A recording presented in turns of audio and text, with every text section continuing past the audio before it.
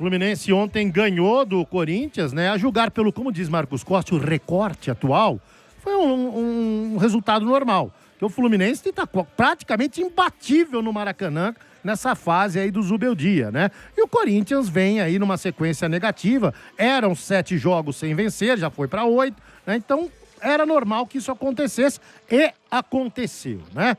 3-1 pro time do Fluminense. John Kennedy, Hércules e Castilho marcaram os gols do Fluminense e o André Luiz descontou pro Corinthians.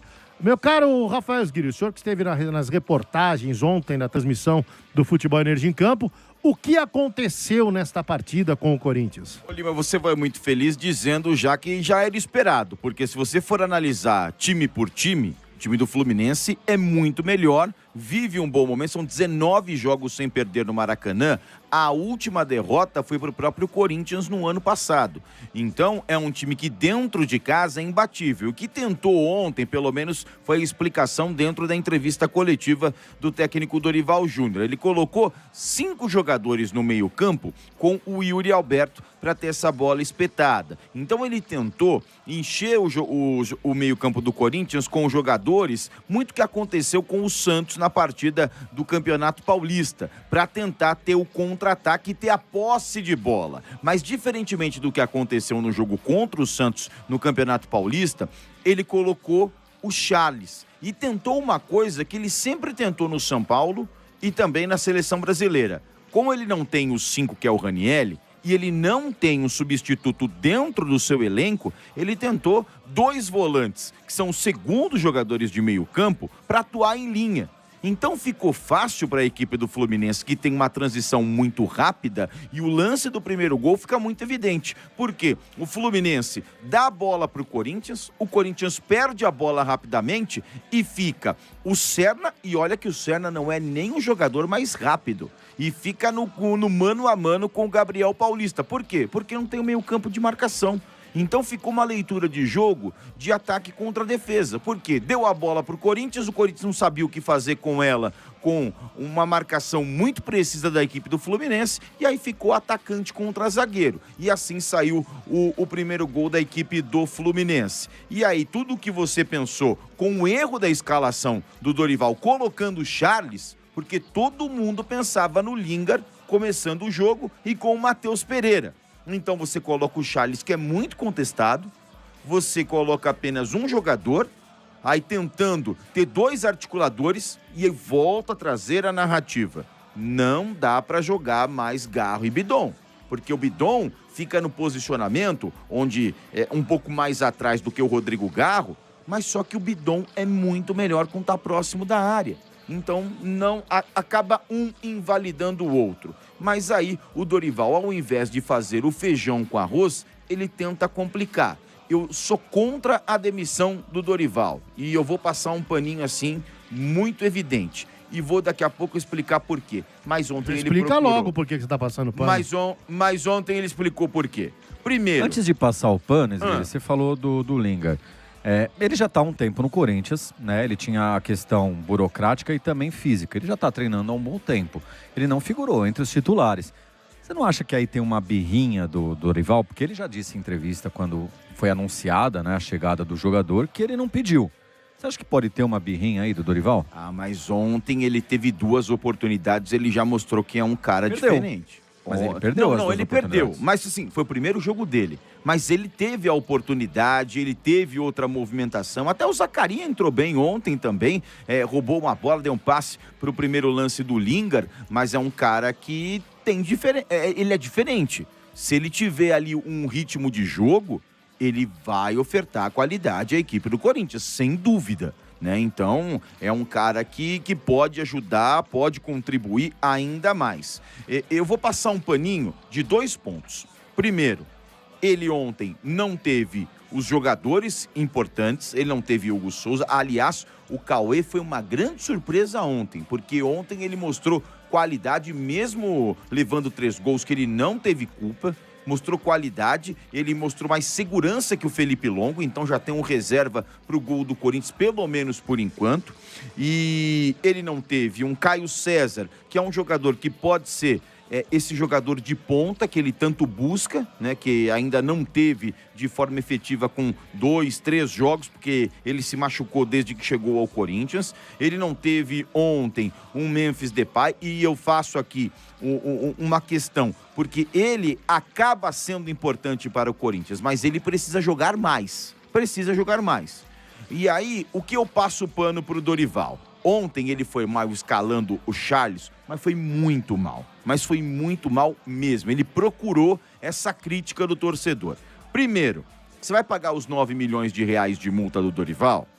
Sendo que você ainda vai ter... Já pagou tudo, já pagou transfer de 1 de 9 milhões de reais. Mas quem tá devendo 42 pro Memphis, 9 é uma pechincha. Não, mas você não pagou os 40 do Memphis. Você vai ter que pagar. Então, já pagou os 40 do Matias Rojas, você já pagou os 40 do Santos Laguna, você já pagou a dívida do masculino, a dívida do feminino, agora do Shakhtar Donetsk. Tem outras coisas para estourar, tem 40 milhões de reais que você vai ter que pagar para o Memphis. Então, você vai pagar mais uma dívida. E quais são os nomes no mercado que você tem segurança que vai dar certo com o Corinthians? Qual é o nome do mercado? Você acha que o Vojvoda vai fazer algo diferente do que o Dorival Júnior? Então, para você tirar o Dorival, que já... esse aí, depois... Esse aí nem a torcida do Corinthians quer nesse momento. Cara, eu acho que é um bom nome. Ele é um bom nome passado. Olha, posso falar uma coisa pra vocês? Pro momento, não. Posso falar uma coisa pra vocês? Hoje, o Tite, eu acho que ele tem mais rejeição do corintiano do que o Fernando Diniz. Por incrível que pareça. Eu não sei se mais, mas no mesmo patamar. Olha... No mesmo patamar, eu digo que sim. Agora, dando um pitaco, né, sobre o jogo do Corinthians, é aquilo que a gente falou já, que Campeonato Brasileiro, os jogadores do Corinthians, eles têm levado com a barriga, e essa temporada, outro dia eu falei, vai levar na barriga, esquece. O perfil desse elenco do Corinthians é um perfil que é um time muito brigador, tá bom? Coletivamente, o Fluminense está anos-luz. Se você pegar coletivamente, o Fluminense é um time muito mais equilibrado, é um time onde os jogadores eles se conhecem, parece que se conhecem muito melhor, né? Eles se complementam de uma forma muito mais efetiva. E o Corinthians, ele é uma equipe que, quando quer, sabe competir e consegue competir com qualquer outro clube. Mas aí você depende muito da correria de jogadores que fisicamente, né, eles têm uma imposição quando necessário e quando estão afim. Então você pega o Mateuzinho, você pega o Bidu, você pega o Ranielli, você pega o próprio Bidon, assim por diante. E aí você tem alguns poucos jogadores com capacidade de resolver. Casos de Yuri Alberto, coitado. Ontem o Yuri Alberto ali, só bola quadrada, né? Só bola quadrada, correndo, se matando, se esforçando, se dedicando, mas jogando praticamente sozinho. Porque o meio, com 5 jogadores do Corinthians, o meio-campo com 5 jogadores do Corinthians, não conseguiu servir minimamente o Yuri Alberto. E você tem o Yuri Alberto, o Memphis, e você tem o Garro, que assim, o Garro...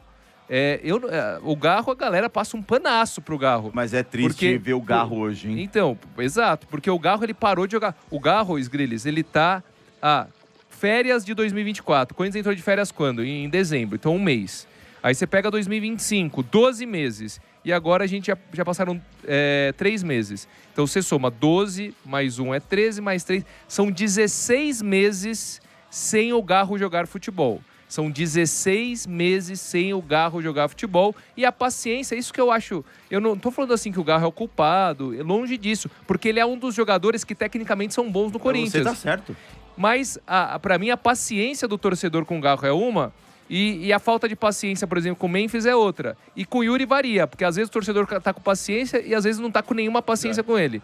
Então é um negócio, assim, inexplicável. O Corinthians depende muito desses jogadores e vai depender se o Jesse Lingard, que ele estreou bem, se você parar pra pensar que ele teve pouco tempo em jogo e foi participativo e quase que marca um gol logo na estreia. E o próprio Zaccaria Labiade não foi mal também, né? Ele entrou ali mais na referência. Em determinado momento era o Jesse Lingard, como a gente antecipou aqui, que seria o posicionamento dele, né? Jogando pela esquerda com o Zaccaria mais centralizado e o Dieguinho entrou ali pelo lado direito. Então, o fato é, O Dorival ele tem a parcela de culpa porque cometeu os erros que cometeu ao insistir com o Charles no meio campo, por exemplo, que é uma coisa que o torcedor não aguenta mais e assim por diante, mas os jogadores também têm responsabilidade. Concordo plenamente. Tem responsabilidade e tem que se dedicar mais no Campeonato Brasileiro e não só fazer uma campanha para não ser rebaixado. E 30 segundos, Lima. Quando ele corrige com as alterações no segundo tempo, o time do Corinthians melhora. Mas só que aí vem um cara que